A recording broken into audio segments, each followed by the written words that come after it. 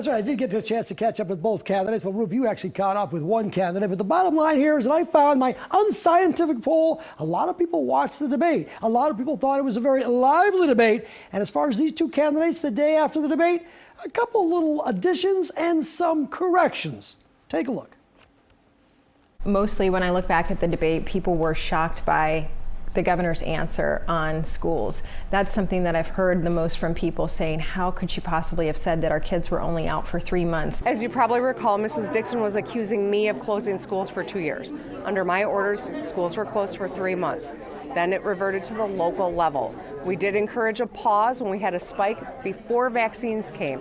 But I needed to clear the record, and that's precisely the truth and why I wanted to make sure I pointed it out. And on investment and budgets in Michigan? We've announced record investment in Michigan just yesterday, Magna. As you're traveling the state, you see we're fixing the roads. And we delivered 4 historic budgets when it comes to supporting public safety and supporting public education.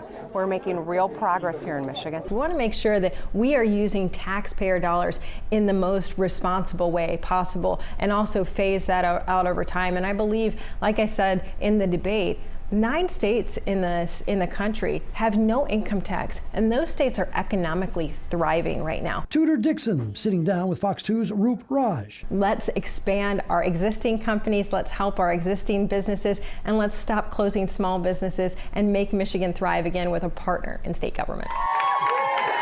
And the governor speaking to her supporters in Canton. And yes, it seems that the gap between these two closing. Too many people, believe these bull polls that show people 2 points up. Debbie Dingell's bullshit polls. What do you think about those? They're tightening a little, aren't they, Governor? You know what? We've always known this would be a close election. I think, we see polls go up and down.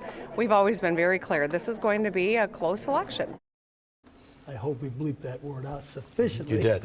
We did. Good. Anyway, I talked to one of my pollster friends. They said, okay, there are no polls now, but there will be some polls probably later this week. We'll be watching. But everyone I seem to talk to in the know say, yes, the gap is closing down from a double-digit lead from the governor about a month or so ago to now. I don't know if Debbie Dingell's right, 2 points, but it's still pretty close. It's certainly down at single digits. But how do they really know? Because we know there was a record number of absentee ballots that were cast prior to this debate. So even if the gap did tighten a bit, those are already done.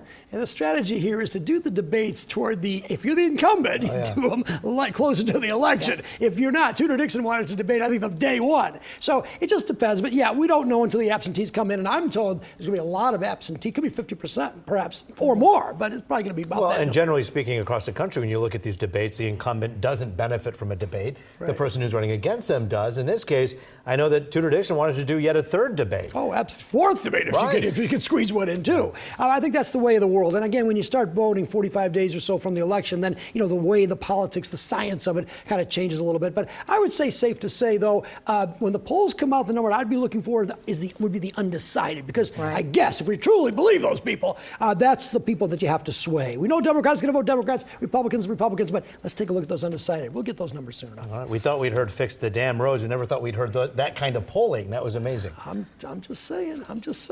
Their words, reporting. not mine. Right, exactly. Reporting. I report it. Thanks, Charlie.